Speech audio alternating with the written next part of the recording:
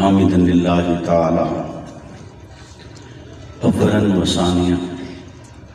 ولینان الثناء الیہ ثانیا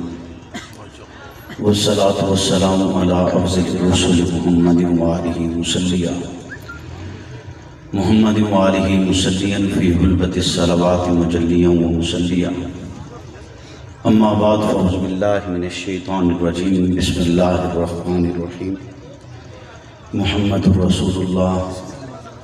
والذین معه اشداء علی الکفار رحماء بینہم قال النبی صلی اللہ علیہ وسلم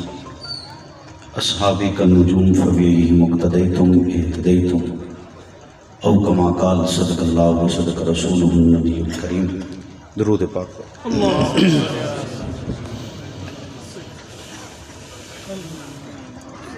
اللہم صلی علی محمد معدن الجود والکرم منبع الحلم والحکم وآلہ وسلم۔ اللہم صلی علی محمد وعلی آل محمد اللہم صلی علی محمد وعلی آل محمد اللہم صلی علی محمد وعلی آل محمد۔ محمد سے پیار کرتے ہیں تیرا احسان ہے مولا، ہماری بخشش کا بس یہی سامان ہے مولا، در شاہ مدینہ چھوڑ دیں جنت کے بدلے، یہ سودا ہم نہیں کرتے ہمیں نقصان ہے مولا۔ تیرے باغی تیرے شاتم بشر اچھے نہیں لگتے، تیرا سایہ نہ ہو جن پر وسعت اچھے نہیں لگتے، تیرے اصحاب سے مجھ کو محبت کیوں نہ ہو آقا، کسے اونچے گھنے ٹھنڈے شجر اچھے نہیں لگتے۔ میرے واجب الاحترام دوستوں بزرگوں، گڑھی افغانہ سے تعلق رکھنے والے غیور نوجوان ساتھیوں، آج آپ کے اس پروگرام میں خالق کائنات کی کرم نوازی سے پہلی مرتبہ حاضری کا شرف حاصل ہوا ہے۔ آج کی اس محفل میں صدر جلسہ صاحب میرے انتہائی محترم اور مکرم بھائی مفتی سعید ارشد الحسینی دامت برکاتہم ہیں۔ اللہ سے دعا کروں کہ وہ ان کی عمر میں صحت میں برکت عطا فرمائے۔ اگر حضرت آپ اوپر آ جائیں، یہ پیچھے کر دیں تھوڑا سا، وہ آپ اس کو تھوڑا سا پیچھے کریں بس۔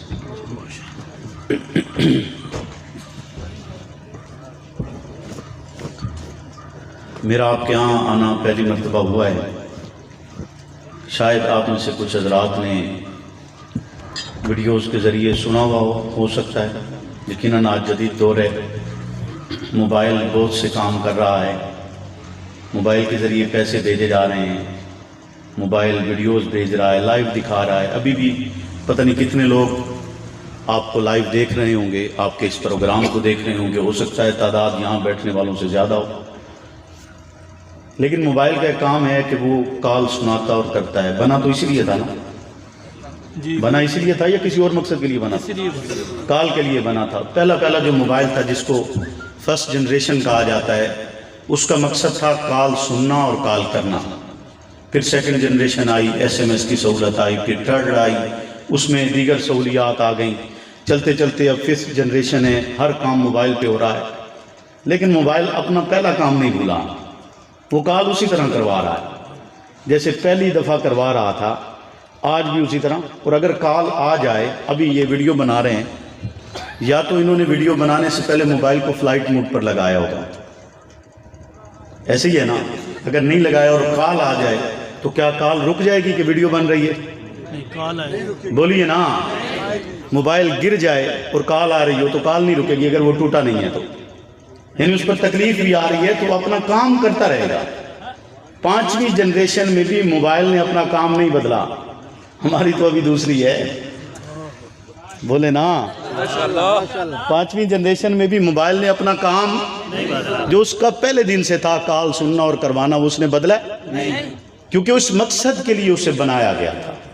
جب آپ جس مقصد کے لیے چنے گئے ہوں وہ مقصد آپ نہیں چھوڑ سکتے، چاہے آپ کا جتنا مرضی آپ کے ساتھ حالات آ جائیں، جتنا مرضی وقت گزر جائے، لیکن مقصد نہیں چھوڑے جا سکتے۔ مقصد چھوڑ دیں گے تو پیدائش کا مقصد ختم ہو جائے گا نا، پھر وہ حقیقت تو ختم ہو گئی جس کے لیے آپ پیدا ہوئے تھے۔ تو خیر میرا آپ کے ہاں چونکہ آنا پہلی مرتبہ ہوا ہے، بہت سے لوگ میرے مزاج آشنا نہیں ہوں گے اور بہت سو کا میں نہیں ہوں، یقیناً آپ کے ساتھ اکثریت کے ساتھ میری پہلی ملاقات ہے۔ کوشش کریں گے کہ گفتگو کے آخر تک میں اور آپ ایک دوسرے کے مزاج آشنا ہو جائیں، یا میں آپ کی طبیعت کے مطابق ڈھل جاؤں یا آپ میرے مزاج کے مطابق ڈھل جائیں۔ ٹھیک ہے حضرت؟ یہ سرزمین آپ کی گڑی افغانہ کی، حضرت کے بیٹے کو میں نے دیکھا تو وہ یاد بھی تازہ ہو گئی۔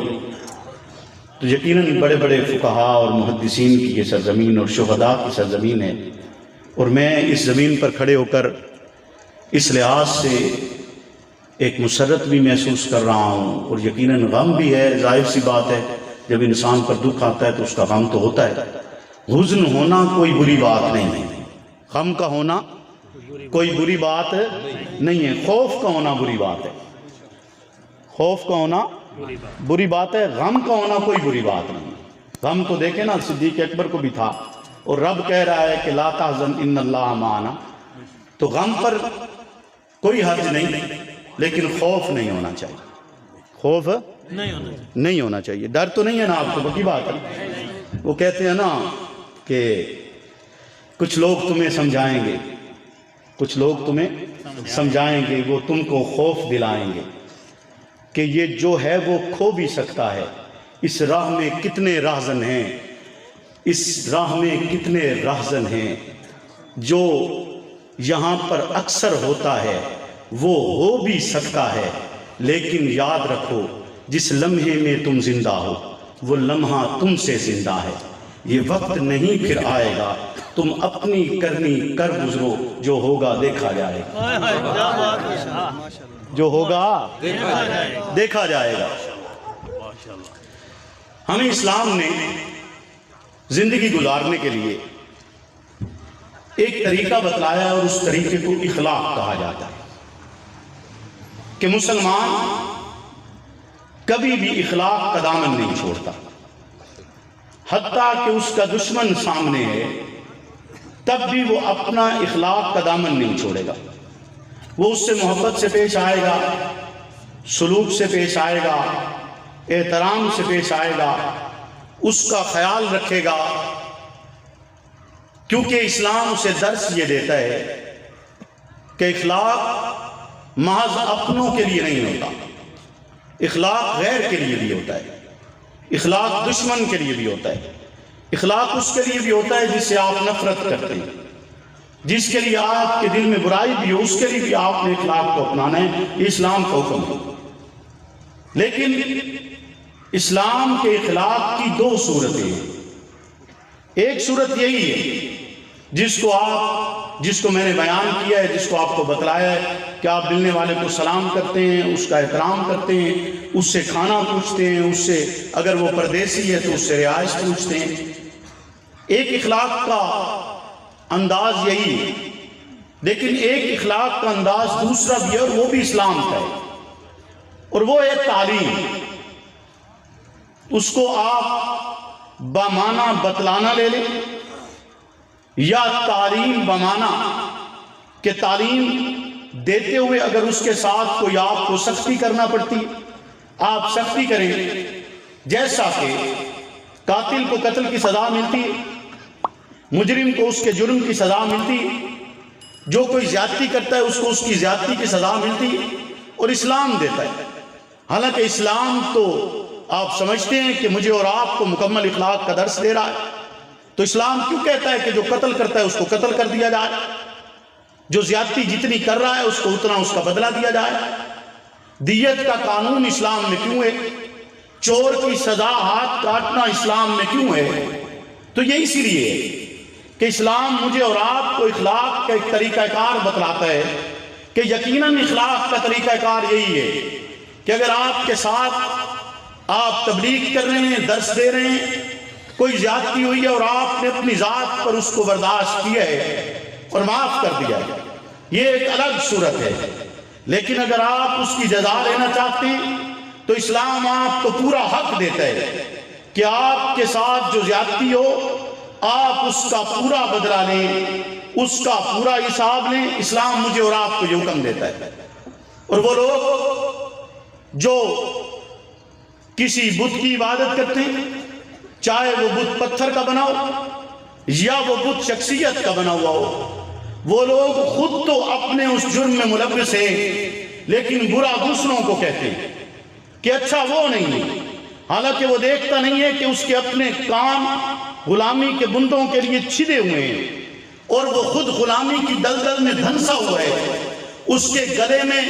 لوگوں کی غلامی کا توق ہے. جو انسان اس پیغام خدا کے بعد اور رسالت پناہ کے اس اعلان کے بعد بھی خود کو غلام سمجھتا ہے کہ آج کے دن سے کوئی کسی کو کوئی برتری نہیں ہے، اگر وہ پھر بھی خود کو کسی کا غلام سمجھتا ہے تو میں یہ سمجھتا ہوں کہ وہ اسلام پر عمل پیرا نہیں ہے. اسلام تو مجھے اور آپ کو درس دیتا ہے کہ اگر آپ مجھ میں کمی دیکھتے ہیں، مجھ میں کمی دیکھتے ہیں، میں آپ کی قوم کا رہنما ہوں. اگر آپ کی قوم کا راہبر ہوں تو آپ کا حق بنتا ہے کہ اسلام کہتا ہے 22 لاکھ مربع میل کا حکمران ہو تب بھی کھڑے ہو کر آپ کہہ سکتے ہیں کہ ہم اگر تم میں کمی دیکھیں گے تو تلوار کے ساتھ سیدھا کی جائے گی، زبان کے ساتھ نہیں، الفاظ کے ساتھ نہیں، حروف کے ساتھ نہیں، ہم اسے تلوار کے ساتھ سیدھا کریں گے. اسلام نے مجھے اور آپ کو جہاں اخلاق کا ایک درس دیا ہے، وہیں پر مجھے اور آپ کو اخلاق کا یہ دوسرا نقطہ نظر بھی دیا ہے کہ اگر مجرم جرم کرتا ہے تو اس کو اس کے جرم کی اتنی ہی سزا دینا اسلام مجھے اور آپ کو بنیادی حقوق کے طور پر ادا کرتا ہے. توجہ ہے نا آپ کی؟ یہ اسلام نے مجھے اور آپ کو سکھایا یا نہیں سکھایا؟ اپنی طرف سے تو کوئی بات نہیں نہ کر رہا. آج کی اس گفتگو میں چونکہ یہاں کچھ ایسا ماحول بھی ہے، مختلف پروگراموں پر میں آیا اور بعد میں، تو آج کی گفتگو میں آپ سے ایک گزارش اور بھی کروں گا کہ اگر آپ یہ دیکھیں کہ میں اسلام سے، رسالت پناہ کی زندگی سے اور قرآن مجید کے احوال کے علاوہ اگر آپ کو کچھ بیان کر رہا ہوں تو آپ یقیناً مجھے روک سکتے ہیں، آپ کہہ سکتے ہیں کہ جناب آپ یہ بات مت کیجیے. ٹھیک ہے جی؟ لیکن اگر میں قرآن کے مطابق بات کروں، رسالت پناہ کی زندگی پر بات کروں، آپ کے اخلاق کے کریمہ کے متعلق بات کروں تو پھر تو میرا حق بنتا ہے میں اس کے مطابق گفتگو کر سکتا ہوں. بولیے نا. اور پھر آپ لوگ گواہی دیں گے کہ میں نے اسی عنوان پر بات کی ہے. بولیے نا. کیونکہ پروپیگنڈا بہت ہوتا ہے اور آج سے نہیں ہو رہا، ابو جہل کے زمانے سے ہو رہا ہے. میں نے یہ ابو جہل کا زمانہ کیوں کہا ہے؟ ابو جہل کا زمانہ اس لیے کہا ہے کہ جو ایسا کام ہے وہ لوگ ابھی بھی ابو جہل کے زمانے میں ہیں. 14 صدیاں بے شک گزر گئی ہیں، ان کی کھوپڑیاں وہی ہیں، کھوپڑیاں ان کی وہی ہیں جو ابو جہل کے چاہنے والوں کی تھی. اس لیے میں نے اس کا زمانہ کہا ہے. تو رسالت پناہ نے اپنے اخلاق کریمہ کے ساتھ کیا زمانے کو بدلا نہیں ہے؟ کیا نظام تبدیل نہیں ہوا؟ کیا آپ نے نہیں دیکھا اس بوڑھی اماں کو جس کی گٹھڑی اٹھا کر رسالت پناہ سفر کرتے ہیں اور پھر وہ پوچھتی ہے کہ اے نوجوان، تو مجھے بڑا خوبصورت لگتا ہے، تو مجھے بڑا پیارا لگ رہا ہے. یقیناً آپ سے زیادہ تو ہنسی خائی کوئی نہیں کہ آپ بیٹھے ہوں اور دیوار پر آپ کا سایہ پڑے تو لوگ اس عکس میں جو دیوار پر پڑ رہا تھا اس عکس میں اپنا چہرہ دیکھا کرتے تھے. آپ مسکراتے ہیں تو اندھیرے میں روشنی ہو جاتی ہے، آپ کو دیکھا جائے تو آسمان کا چاند پھیکا محسوس ہوتا ہے. آپ کا حسن ایسا ہے کہ لوگوں نے یوسف کا حسن دیکھ کر انگلیاں کاٹی تھیں، لیکن آپ کا حسن دیکھنے کے بعد جانیں دی جاتی ہیں. حتیٰ کہ آپ کا حلیہ مبارک میرے اور آپ تک پہنچے. ہم آج ناموس رسالت کے لیے، ہم آج محمد رسول اللہ کے لیے اپنی جان نچھاور کرنا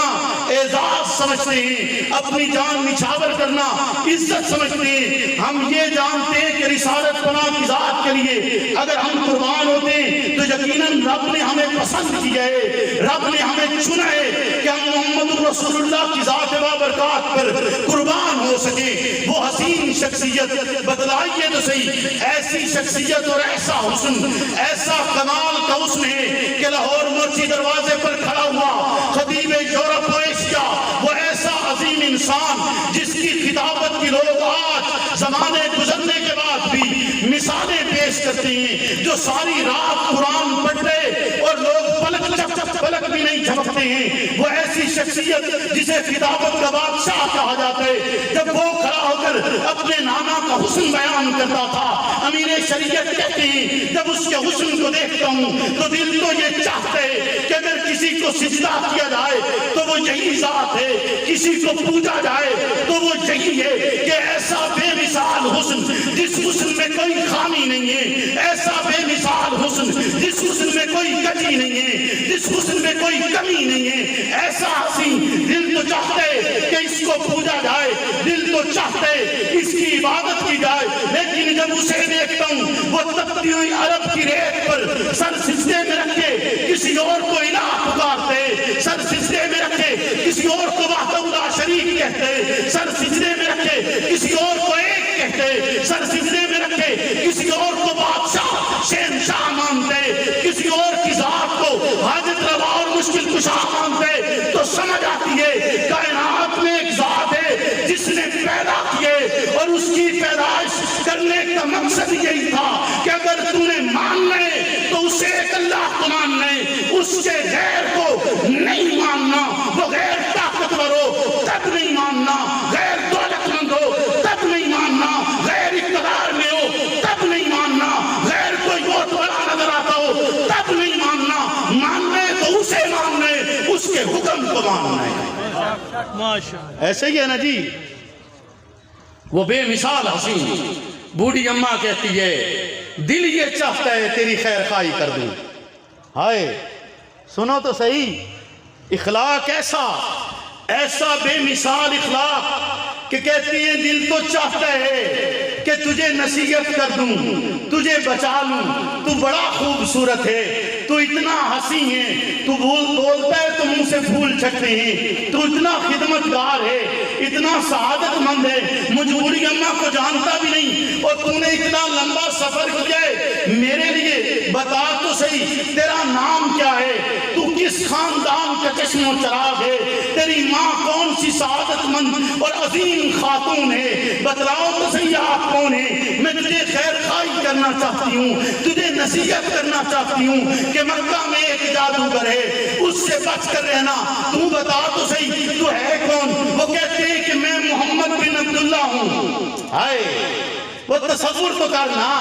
وہ کہتی ہے میں محمد بن عبداللہ ہوں، وہ بوڑھی ماں کہتی ہے وہ جس سے بچ کر یہاں تک آئی تھی، میرا سامان تو نے یہ سننے کے بعد بھی، یہ اخلاق عظیم ہی تو ہے نا کہ سننے کے بعد بھی آپ نے وہ سامان یہاں تک پہنچائے، میری خدمت کی ہے، یہ اخلاق نہیں تھا جو کوڑا کرکٹ پھینک گئے، اور کوڑا کرکٹ پھینکنے والے کی بھی رسالت پناہ کی مارداری کرتے ہیں، جو کانٹے بچھاتے اس کو بھی برا نہیں کہتے، جو پتھر مارتے اس کے لیے بھی دعا کرتے ہیں کہ تمہارے لیے سعادت ہو، تمہاری اولادیں مان جائیں گی، تمہارے بچے ایمان لے آئیں گے، رسالت پناہ کا یہ اخلاق اپنے اس مشن اور کاز اور نظریے اور بیانیے کے لیے تھا کہ یہ پیغام نہیں بدل سکتے، میں تمہیں دعا دے سکتا ہوں یہ میرے بس میں، تمہیں معاف کر سکتا ہوں یہ میرے بس میں، تم ایمان لاؤ یا نہ لاؤ یہ میرے بس میں نہیں ہے، یہ رب کی ذات میں کرنے، لیکن رب سے دعا کرتا ہوں تم نے مجھے تکلیف دی ہے، میں تب بھی تمہارے لیے دعا کرتا ہوں اور تمہارے لیے مانگتا ہوں کہ اللہ تمہیں ہدایت دے دے، تمہیں نہیں دیتا،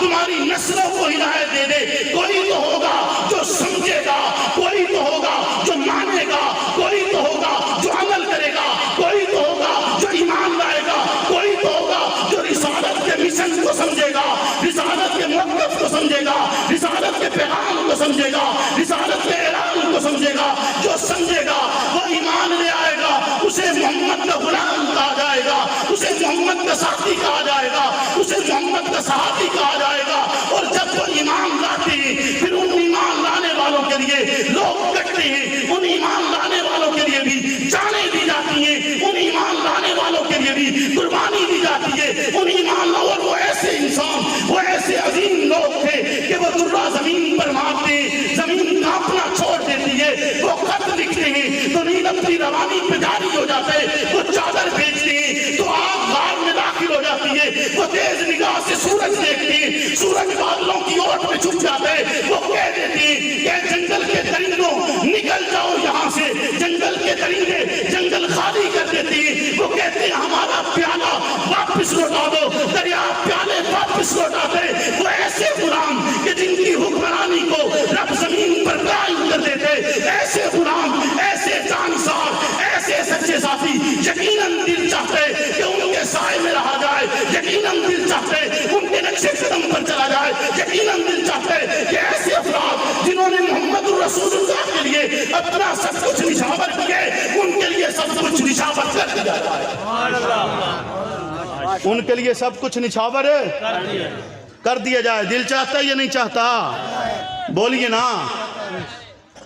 چاہتا ہے؟ پکی بات ہے، بولیے نا۔ ابھی آپ نے اخلاق کا پہلا پہلو سن رہے ہیں، آپ پریشان تو نہیں ہو رہے نا؟ اخلاق کا پہلا پہلو ہے، توجہ ہے آپ کی؟ اخلاق کا پہلا پہلو ہے۔ سرکار ہجرت کرتے ہیں، توجہ کرنا میری بات کی، سرکار ہجرت کرتے ہیں۔ ابو جہل کی نسل کی نام رکھتی ہے، کہتی ہے کہ جو نعوذ باللہ محمد رسول اللہ کو گرفتار کر کے لائے گا ہم اسے اتنا انعام دیں گے۔ مختلف لوگ جاتے ہیں، جا کر کوشش کرتے ہیں کہ ہم پکڑ کر لا سکیں۔ ان میں ایک شخص سراقہ بن جاشم ہے، وہ بھی آتا ہے، تیر نکال کر فال نکالتا ہے، فال بھی نفی میں آتی ہے کہ تجھے کامیابی نہیں ملے گی، پھر بھی اس غار کے دروازے پر پہنچتا ہے جس غار پر آج چڑھتے چڑھتے امت کے افراد تھک جاتے ہیں، اور صدیق نے رسالت پناہ کو کاندھے پر بٹھا کر اس غار پر چڑھا دیے، اس غار کی صفائی بھی کیے، اس غار سے رسالت پناہ اور صدیق اکبر نکلنے لگے۔ آپ کے ساتھ صدیق اکبر کا غلام عامر بن فہیرہ بھی ہے۔ سراقہ موقع پر پہنچا، کوشش کرتا ہے کہ پکڑ لوں، قریب آنے لگتا ہے، گھوڑا اچھل پڑتا ہے اور وہ گھوڑے سے نیچے گر جاتا ہے، پھر اٹھتا ہے، پھر تیر نکال کر فال نکالتے، پھر فال نفی میں نکلتی ہے، پھر وہ گھوڑے پر سوار ہو کر پھر پکڑنے کی کوشش کرتا ہے تو گھوڑا زمین میں دھنس جاتا ہے۔ اس کو سمجھ آ جاتی ہے کہ یہاں پکڑنا مشکل نہیں، یہاں معاملہ کچھ اور ہے، یہاں اختیارات زمینی نہیں، آسمان و دنیا کے نظام کام کر رہے ہیں، یہاں ممکن نہیں ہے کہ میں یہ کر سکوں۔ لہٰذا وہ آپ سے کہتے ہیں کہ مجھے آپ امان دے دیجئے، لیکن امان زبانی نہیں چاہیے، مجھے امان آپ لکھ کر دیں گے، میں لکھی ہوئی امان اپنے پاس رکھوں گا، کل جب آپ حاکم بنیں گے، کل جب آپ حکمران ہوں گے، سراقہ کے پاس وہ بات موجود ہو، سراقہ بتا سکے کہ مجھے محمد رسول اللہ نے امان دیے۔ لوگوں ذرا توجہ کرنا، میں تمہیں بہت بڑی بات بتانے جا رہا ہوں، اتنی بڑی بات بتانے جا رہا ہوں کہ اگر آپ کی توجہ نہ رہی، ہو سکتا ہے میرے آنے کا مقصد ضائع ہو جائے، آپ کے بیٹھنے کا مقصد ضائع ہو جائے۔ سراقہ کہتے محمد لکھ کر دیجئے، محمد تو لکھنا جانتے نہیں تھے، محمد کہتے ہیں عامر لکھ کر دے دو۔ عامر کون ہے؟ صدیق اکبر کے غلام کو کہا جاتا ہے کہ صدیق کے غلام تو اس کو امان دے دے۔ اور نہیں سمجھے یار،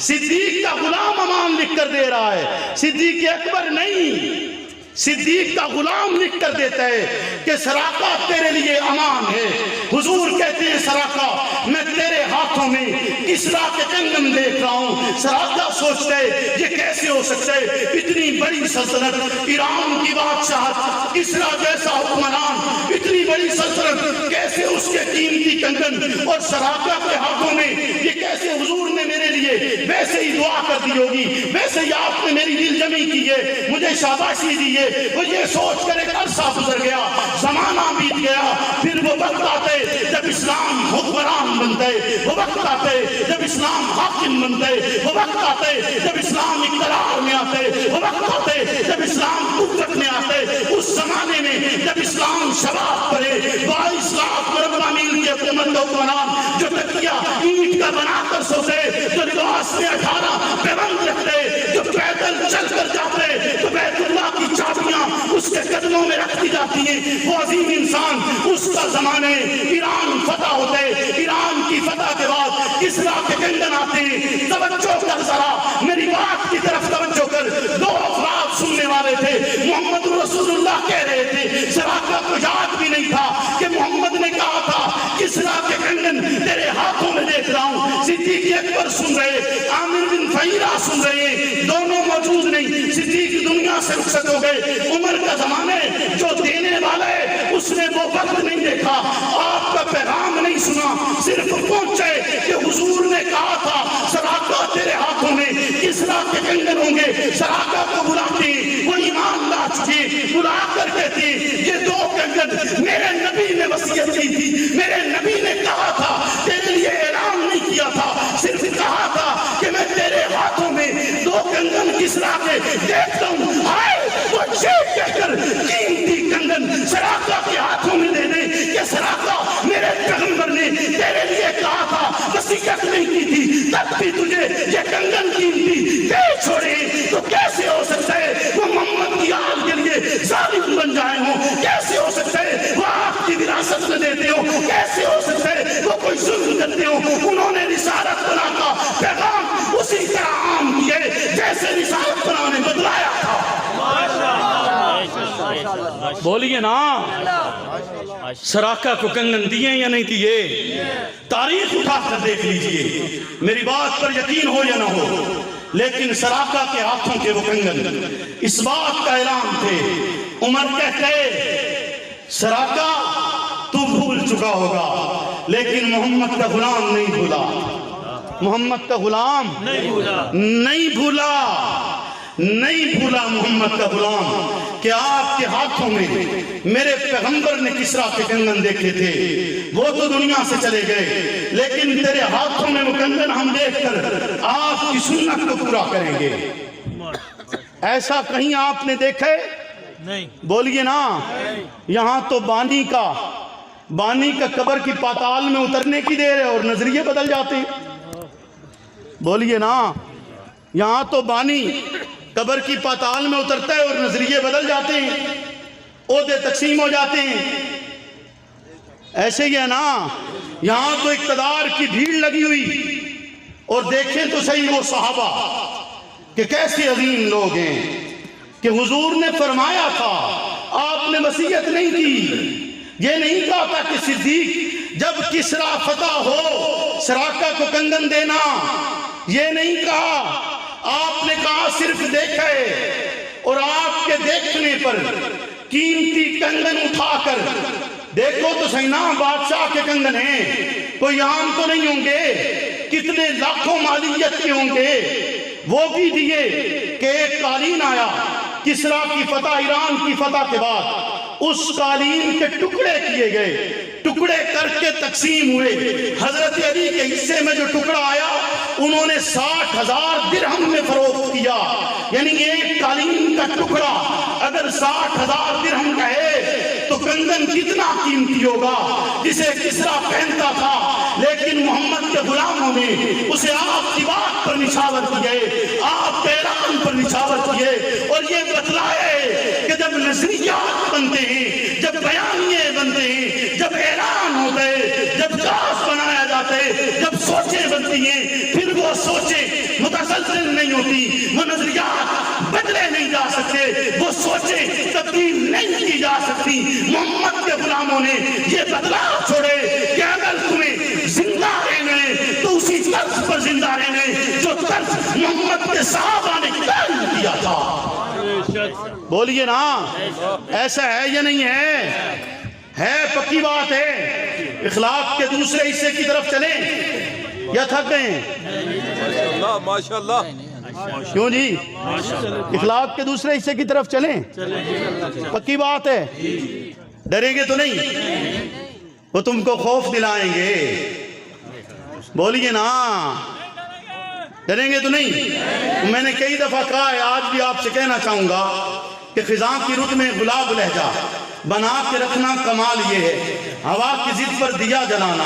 جلا کے رکھنا کمال یہ ہے، کسی کو دینا یہ مشورہ کہ وہ دکھ بچھڑنے کا بھول جائے، اور ایسے لمحے میں آنسو اپنے چھپا کے رکھنا کمال یہ ہے، اور ذرا سی لفظ اس پہ توڑ دیتے ہیں، سب تعلق زمانے والے سو ایسے ویسوں سے بھی تعلق بنا کے رکھنا کمال یہ ہے، خیال اپنا مزاج اپنا پسند اپنی کمال کیا ہے، جو چاہے مولا وہ حال اپنا بنا کے رکھنا کمال یہ ہے، کمال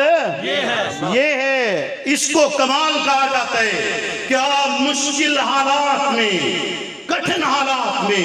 اپنی سوچ پر ڈٹ جاتے ہیں، اس کو کمال کہا جاتا ہے۔ کمال یہ نہیں ہوتا کہ آپ کو ڈالا جائے تو ڈھل جائیں، آپ کو بدلا جائے آپ بدل جائیں، آپ کو تبدیل کیا جائے آپ تبدیل ہو جائیں، ایک دن آپ کو نئے الفاظ بدلائے جائیں، اگلے دن نئے بدلائے جائیں، اگلے دن اس سے اگلے دن نئے بدلائے جائیں، اور آپ کے جذبات اور آپ کی عقیدت کا مذاق اڑایا جائے، اور اس مذاق اڑانے کے باوجود آپ اپنی سوچ پر اور اپنے نظریات پر کمپرومائز کریں، اس کو کمال نہیں کہا جاتا ہے۔ کمال اسے کہا جاتا ہے جسے ڈٹ جانا، جسے حریت کے جرأت کہا جاتا ہے۔ کمال تو وہ ہے جو بلال نے کر کے دکھائے، کمال تو وہ ہے جو خبیب نے کر کے دکھائے، کمال تو وہ ہے جو حضرت اسماء بنت ابی بکر کر کے دکھاتی ہیں۔ ابو جہل کہتے ہیں کہ بتا صدیق کی بیٹی، بتلا تو صحیح تیرے بابا کہاں ہیں؟ تو صدیق کی بیٹی خاموشی اختیار کرتی ہے، نہ سچ بولتی ہے نہ جھوٹ بولتی ہے۔ اگر سچ بول دے نبوت کو خطرے، جھوٹ بولتی ہے صداقت کو خطرے، وہ نہ نبوت کو خطرہ پہنچا سکتی ہے نہ صداقت کو خطرہ پہنچا سکتی ہے۔ صدیق اکبر کی بیٹی کے چہرے پر تھپڑ مارا جاتا ہے، صدیق کی بیٹی برداشت کرتی ہے، لیکن اپنے الفاظ زبان سے نہیں نکالتی، وہ نظریہ نہیں بدلتی جو نظریہ محمد رسول اللہ کی ناموس کی حفاظت کا اس خاندان نے اٹھایا تھا، جو بیڑا اس خاندان نے ناموس رسالت کا اٹھائے، اس ناموس رسالت کے نظریے پر اس خاندان نے مرتے دم تک کوئی کمپرومائز نہیں کیا ہے، کوئی سودے بازی نہیں کی ہے۔ کیا صدیق انعام نہیں لے سکتا تھا؟ صدیق سرداری نہیں لے سکتا تھا؟ صدیق اقتدار نہیں لے سکتا تھا؟ صدیق تولیت کعبہ نہیں لے سکتا تھا؟ نہیں نا، صدیق نے یہ نہیں کیا، رسالت کے نام پر سب کچھ قربان کیے، لیکن محمد رسول اللہ کی ناموس کا جو علم اٹھائے، جو نظریہ بنائے، اس نظریے پر سودے بازی نہیں کی ہے، اس نظریے پر بولیے نا جیتے جی بھی نہیں کی، آپ کے دنیا سے جانے کے بعد بھی نہیں کی، جانے کے بعد بھی نہیں کی۔ آپ کو کہیں کوئی کھڑا ہو کر جھوٹا کہہ دے تو آپ کا جواب کیا ہوگا؟ ایک سچ آپ بول دیں مجھے، یہ آخری بات، ایک ہی بات میں نے آپ سے اب تک تو کوئی سوال نہیں کیا، ایک ہی سوال آپ سے کرنا ہے، آپ کو کوئی جھوٹا کہہ دے آپ کا جواب کیا ہوتا ہے؟ بولیے نا، آپ کو کوئی جھوٹا کہہ دے آپ کا جواب ایسے ہی ہے نا۔ وہ کہتے ہیں تہذیب جنوکار پہ تنقید کا حق ہے، تہذیب جنوکار پہ تنقید کا حق ہے، گرتی ہوئی دیوار پہ تنقید کا حق ہے۔ ہاں میں نے لہو اپنا دیا ہے گلستان کو، مجھے گل و گلزار پہ تنقید کا حق ہے، میں یاد دلاتا ہوں شکایت نہیں کرتا، میں یاد دلاتا ہوں شکایت نہیں کرتا، مجھے بھولے ہوئے اقرار پہ تنقید کا حق ہے۔ مجروح ہو جس سے عظیمت کی حقیقت، مجروح ہو جس سے عظیمت کی حقیقت، اس شوخی گفتار پہ تنقید کا حق ہے، اس شوخی گفتار پہ تنقید کا حق ہے۔ بولیے ہے یا نہیں ہے نا؟ صدیق آپ کو کوئی جھوٹا کہہ دے آپ اس کی بات کو رد کرتے ہیں،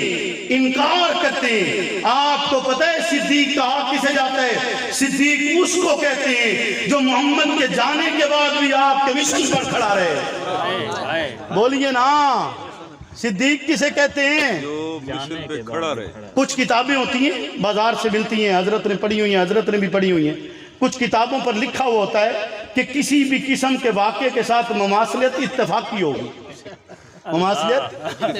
بولیے اتفاقی ہوگی، مماثلت اتفاقی ہوگی۔ اگر آپ کے ارد گرد کوئی ایسا واقعہ ہو جس سے میری یہ گفتگو مماثل کر رہی ہو تو یہ محض اتفاق ہے، پری پلان نہیں ہے۔ توجہ ہے آپ کی؟ بولیے نا، صدیق کسے کہا جاتا ہے؟ صدیق کسے کہتے ہیں؟ صدیق اسے کہتے ہیں